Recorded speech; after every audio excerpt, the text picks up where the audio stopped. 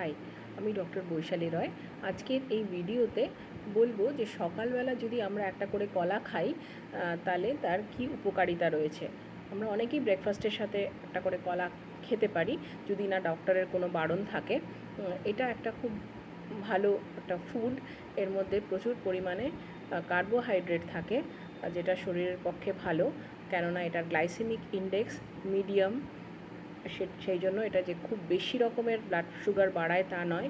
আর সারা রাত যেহেতু আমরা ফাস্টিংয়ে থাকি, সেহেতু যদি আমরা কলা সকালবেলা খাই তাহলে কিন্তু এটা আমাদের প্রচুর পরিমাণে এনার্জি দেয়, কারণ এটার মধ্যে গুড সুগার রয়েছে in the form of fructose.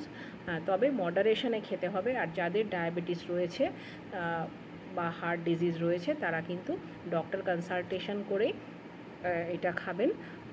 তবে মোটামুটি সবাই একটা করে কলা রোজ দিনে খেতে পারেন।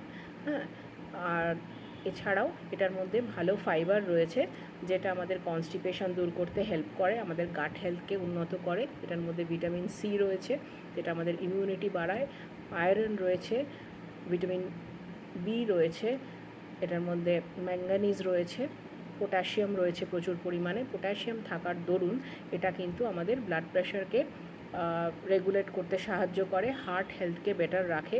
এটার মধ্যে সোডিয়ামও কম থাকে, সেই জন্য এটা হার্ট পেশেন্টরা একটা করে দিনে খেতে পারেন।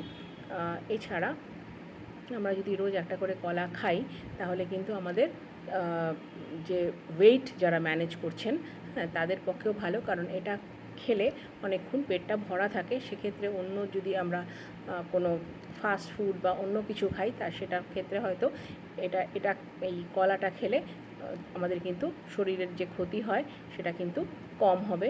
এছাড়া এটা আমাদের যেহেতু এর মধ্যে অ্যান্টিঅক্সিডেন্ট আছে, এটা রেগুলার বেসিসে খেলে কিন্তু আমাদের চামড়ার তারুণ্য বজায় থাকবে। অতএব কলা আমরা রোজ একটা করে খেতেই পারি, স্পেশালি ইন দ্য মর্নিং।